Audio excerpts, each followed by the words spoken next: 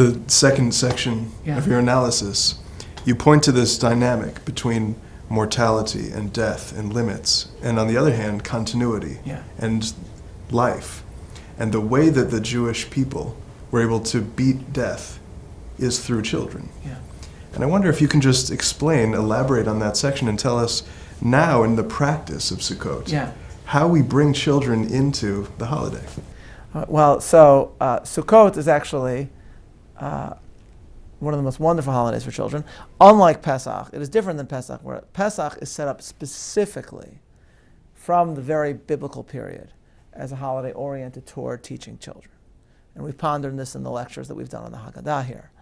Sukkot is not like that. Indeed, rightly understood, Sukkot, as we said, is first targeted toward the adult biblical farmer who's in danger of forgetting what's important, who's going to go up to Jerusalem, even if his whole family is not coming with him. The command is Yera'eh kol zechurcha, all adult males would go. So it's not oriented toward children in the same way.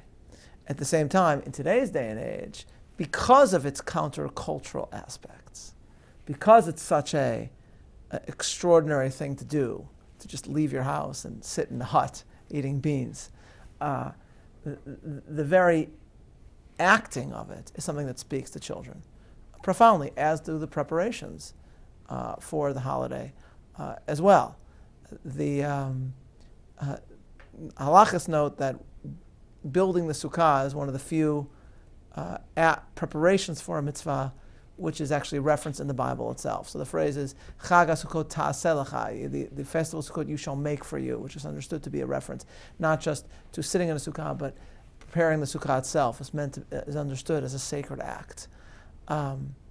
This, of course, seems to assume, bizarrely, that Jews are handy and actually capable of building things.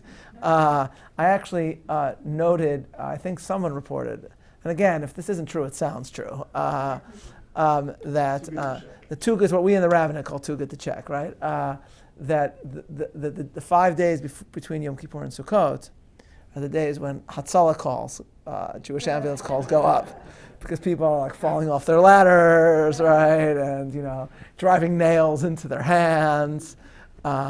These are Jews after all, so it's a dangerous job, but somebody's got to do it. And for me, that's my wife and my children, who are extremely handy and end up building our sukkah.